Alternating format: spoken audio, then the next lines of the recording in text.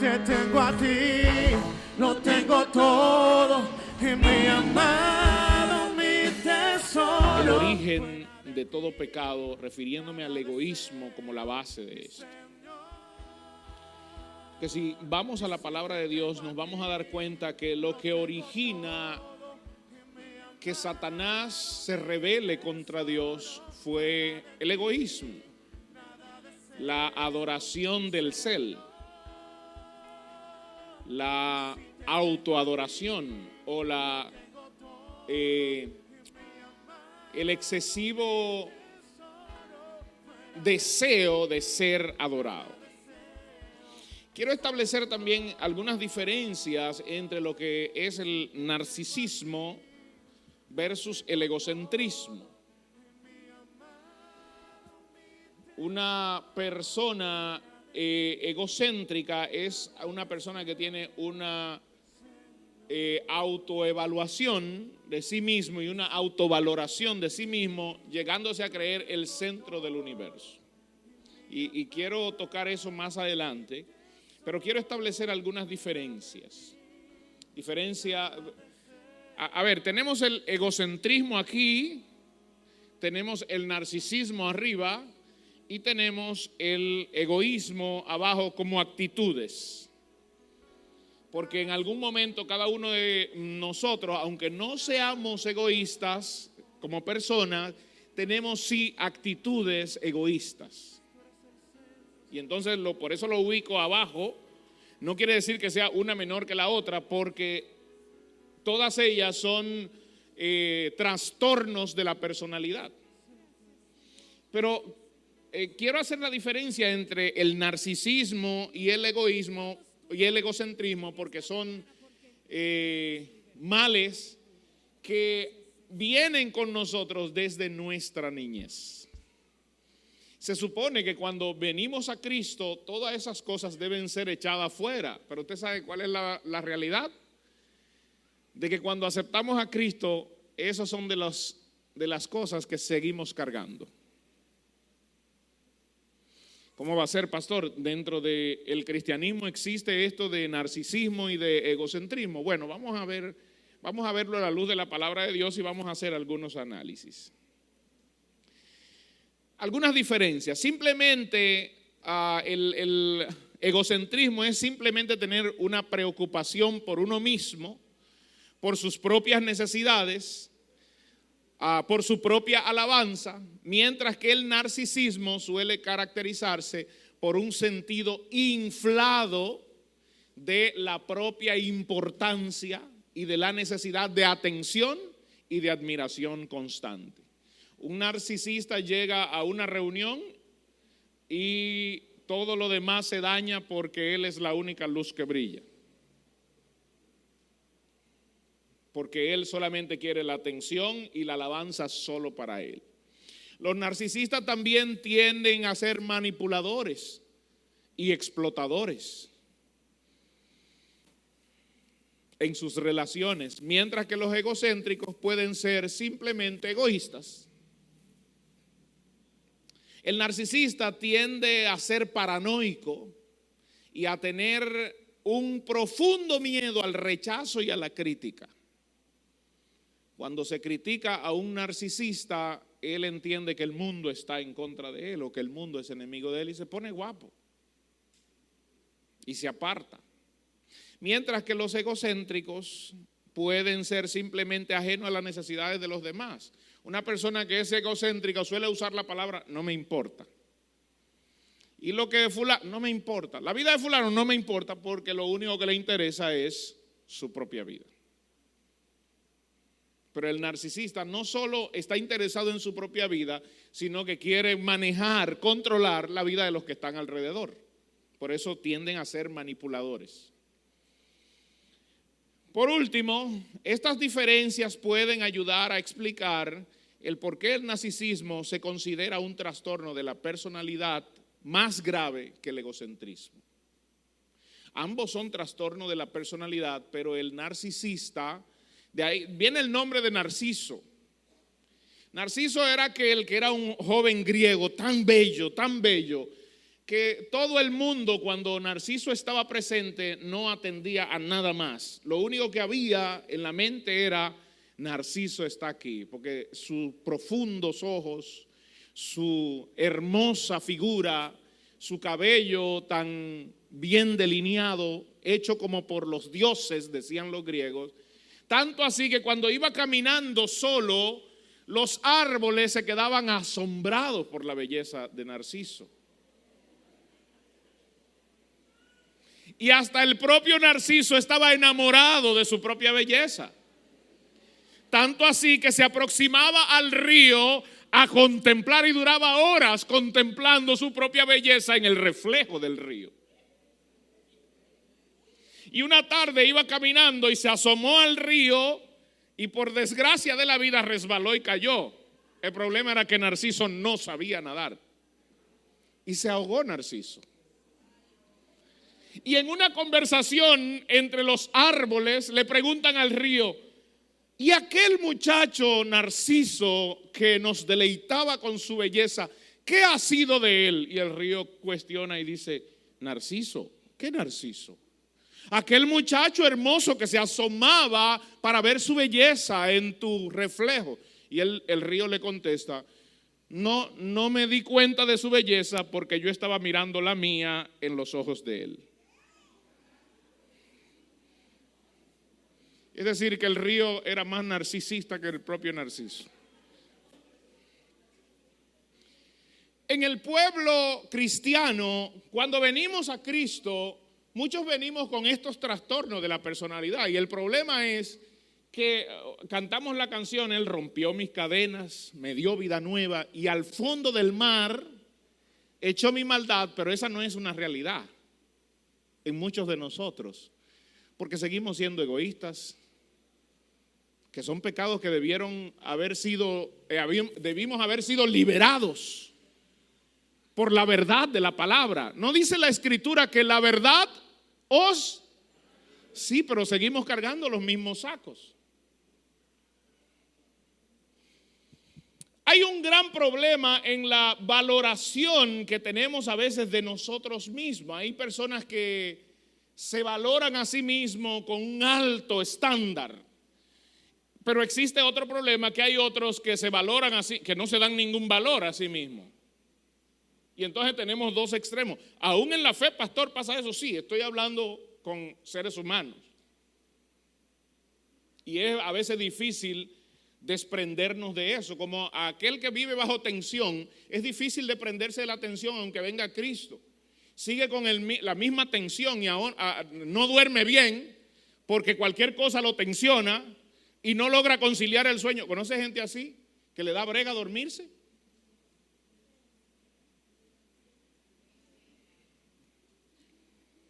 Le da brega dormirse, cualquier cosita lo despierta. Pero también conoce gente que ha aprendido a descansar en el Señor, que se tira en la cama y es un palo ahí, pueden robarle la casa entera y no se da cuenta porque ha aprendido a descansar.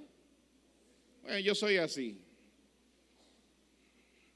Yo si vi una cama y me tiré, olvídese, hermano. Los problemas los dejé fuera de la cama porque la cama es para dormir. Gente que dice: no, es que yo bebo café y no, si bebo café después de tal hora no duermo. Bueno, pues yo me lo bebo en la cama y al minuto estoy roncando. A veces no queremos soltar y estamos pendientes y tensionados y nos levantamos hasta de la cama para ir a ver si la puerta la cerramos. Salimos de la casa y no nos gozamos en donde estamos porque estamos pendientes. ¿Habré dejado la estufa encendida? ¿Alguien le ha pasado eso? Ok. Pero hay otra gente que se autovaloran y se perciben a sí mismos más importantes que los demás. Y esto es un grave error e incluso un grave pecado. Romanos capítulo 12, versículo 3, no lo busque. Romanos dice: digo pues, por la gracia que me es dada, que cada uno de vosotros, que en cada uno que está entre vosotros, que no tenga ninguno más alto concepto de sí que el que debe tener. Es decir, yo tengo que tener el adecuado concepto de mí mismo, no más bajo ni más alto, sino el adecuado concepto de mí mismo que debo tener. Saber que soy un ser humano, saber que cometo errores y que fallo, porque hay gente que no se perdona a sí mismo sus propios errores. Hay gente que se piensa infalible y cuando falla ellos no se perdonan. ¿Usted sabía que Dios es fácil para perdonar? Solo hay que acercarnos a Él en actitud de alabanza y de compungidos y pedirle perdón, y Él no rechaza un corazón contrito y humillado. Pero el problema no está ahí, el problema está en que nosotros, a nosotros mismos no nos perdonamos. Eso es por un extremo. Por el otro extremo hay gente que ni se da cuenta que ofendió. Y entonces dicen, no, es que yo no tengo nada que perdonar porque yo no hice nada.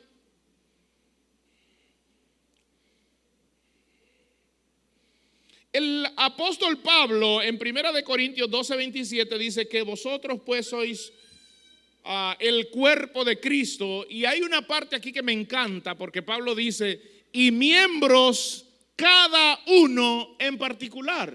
Es decir, la pregunta es, ¿hay algún miembro que sea del cuerpo que sea más importante que otro? Piénselo. Porque probablemente el dedo meñique le podrá decir a la boca, yo soy importante porque yo rasco el oído y nadie más puede hacerlo. Y la boca le podrá decir, pues yo soy importante porque comunico, pero también por aquí es que entran los alimentos. Usted sabe que en el cuerpo no existe esa pugna de quién es más importante o quién es mejor, pero entre los seres humanos sí. El apóstol Pablo aquí usa la metáfora para referirse a nosotros, los que hemos venido a Cristo, como aquí no hay nadie más importante que el otro. Aquí lo que tenemos es asignaciones, simplemente. Y si a ti te tocó ser boca, vas a hacer lo que le toca a la boca hacer. Pero si al otro le tocó ser ano, ¿o tú crees que el ojo es más importante que el ano en el cuerpo? Pues la verdad es que no. Porque un miembro que tiene una función como el ano también es importante. Porque si el ano decide no trabajar, ¿qué sería de nosotros?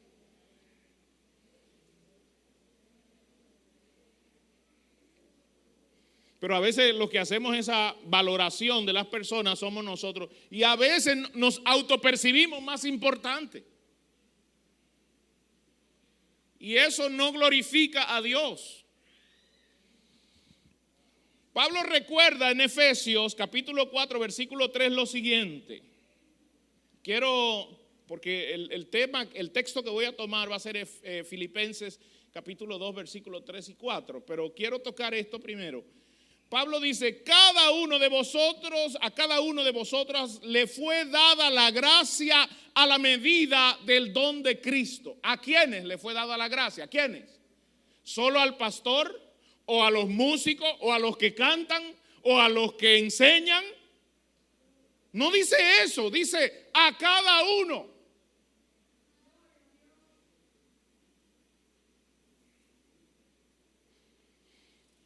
A cada uno le fue repartida la gracia. Por lo tanto, cuando estemos en la presencia de Dios, a mí no me van a sentar en un sitio diferente al tuyo, hermano. Porque aquí en la tierra lo que tenemos es asignaciones, nada más, para la gloria del Señor. No tenemos preeminencia, ni nadie es mejor que el otro. Pero voy a tocar eso ahora. Vamos conmigo, ahora sí, vamos conmigo a Filipenses 2:3, por favor. Filipenses 2, capítulo 2, versículo 3. Dice así: nada hagáis por contienda o por vanagloria.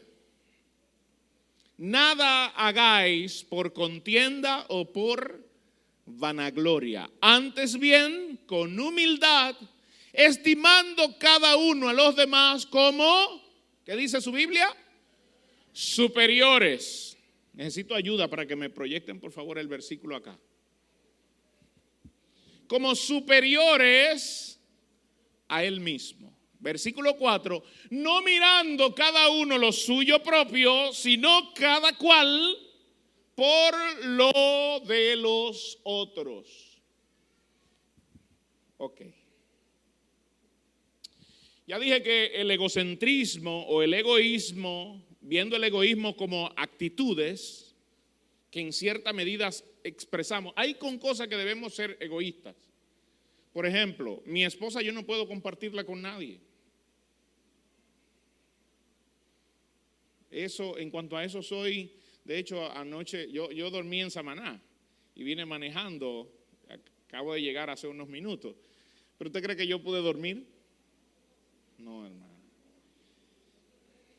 Estaba en la misma habitación con Antonio Sánchez y le decía, Antonio, despégate porque si yo tiendo a durmiendo, tirar el brazo y jalar y abrazar. Antonio llamó a Ginny y le dijo, no, hay 2 camas, tranquila. Pero hay cosas que no podemos compartir, hermano. Tu ropa interior no es correcto que la compartas con nadie, ni tu cepillo de dientes, ¿verdad que no? Hay cosas que no se comparten. Pero aquí está hablando en cuanto al tema relacional.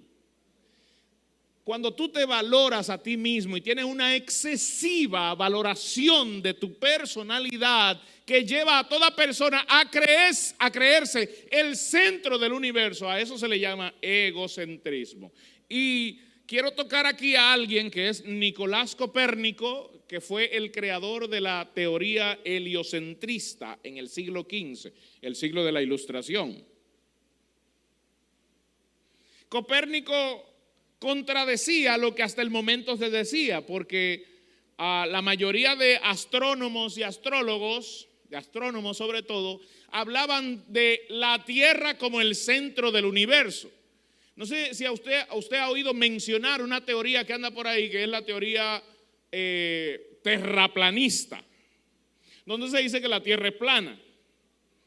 Y esa teoría mantiene a la Tierra como el centro del universo y que el Sol y la Luna giran alrededor de la Tierra. En el siglo XV, Nicolás Copérnico, después de hacer mediciones durante años, dijo, eso es una falsedad, porque el centro del universo no es la Tierra, sino el Sol. El Sol, todos los elementos giran alrededor del Sol, porque en nuestro sistema solar, el que tiene la mayor fuerza de gravedad es el Sol.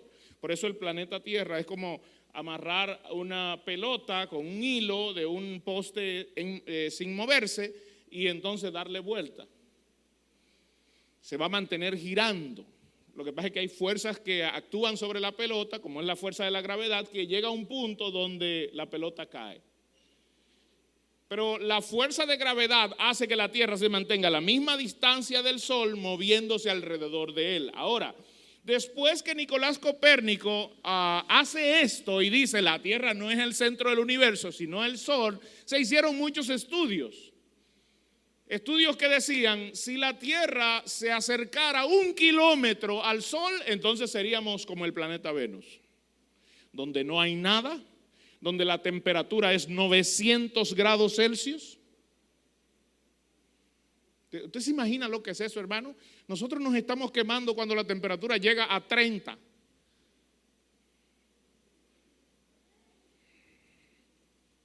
Gracias a Dios, porque en verano estuvimos en Oklahoma y la temperatura estaba en 42 grados. Tú salías y tú sentías como que te estabas quemando. Y por eso entendimos, no hay nadie en la calle, nadie estaba caminando en la calle. Dígame usted, ¿quién va a estar? La gente estaba trancada en su casa. 42 grados. Se veía la autopista como que estaba incendiándose. Y 1 minuto bajo el sol era como si cuando aquí vamos a la playa y duramos 1 hora soleándonos, quemado totalmente. Entonces, estos estudios dicen, si la Tierra se acercara solo 1 kilómetro del Sol, la temperatura llegaría a 900 grados Celsius. Pero si se alejara 1 kilómetro más de la distancia en la que estás, estaríamos todos congelados. Así que Dios ubicó a la tierra en el justo lugar, ni 1 kilómetro, ni 1 metro más, ni 1 metro menos. Ok, ¿por qué menciono esto? Porque hay personas que se creen ellos el sol de nuestro sistema solar. Y a veces uno se pregunta, wow, ¿y cómo el mundo sigue girando cuando esta persona está durmiendo? Y ellos mismos yo creo que se autocuestionan diciendo, ¿cómo la tierra, cómo las cosas siguen girando si yo no estoy presente? Porque ellos se autoperciben como el centro de todas las cosas. Todo es por ellos, para ellos, y todo lo que se dice tiene que ver con ellos. Una excesiva valoración de sí mismo. La Biblia dice en Malaquías que el sol de justicia es Cristo. Por lo tanto, todo debe girar alrededor de ¿qué? ¿De quién? Malaquías dice, nacerá el sol de justicia y en sus alas traerá salvación. Por lo tanto, todo debe girar en vez de alrededor de mí. Fíjese cómo lo digo, porque hay gente que aún en la fe entiende que ellos son los salvadores. Gloria a Dios. De hecho, hay muchos que hacen cosas, pero es para su propia alabanza. Dentro de la fe, usted le preguntará, pastor, ¿y existe el egocentrismo dentro de la fe? Muchos hacen sus cosas para su propia alabanza. Lo dice Corintios. Pablo dice en Corintios 13, y si repartiese todos mis bienes para dar de comer a los pobres. Ahí está, estoy repartiendo todo para dar de comer, pero lo hacen ¿para qué? Lo hacen con la posición correcta, con la actitud correcta.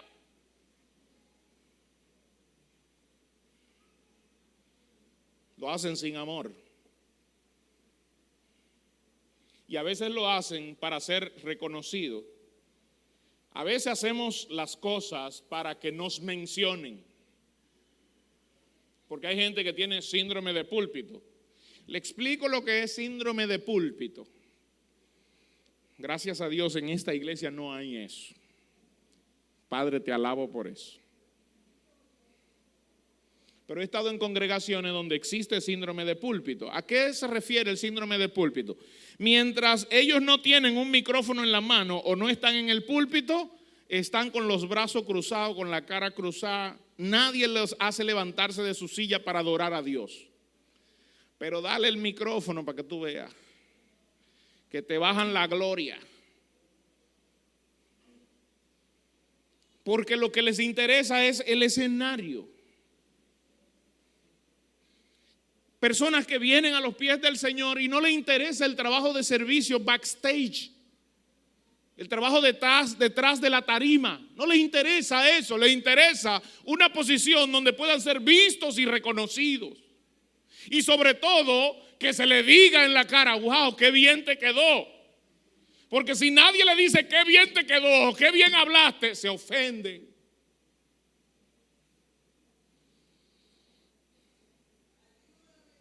Pero después dicen, no, es para la gloria de Dios, no, es para tu propia gloria.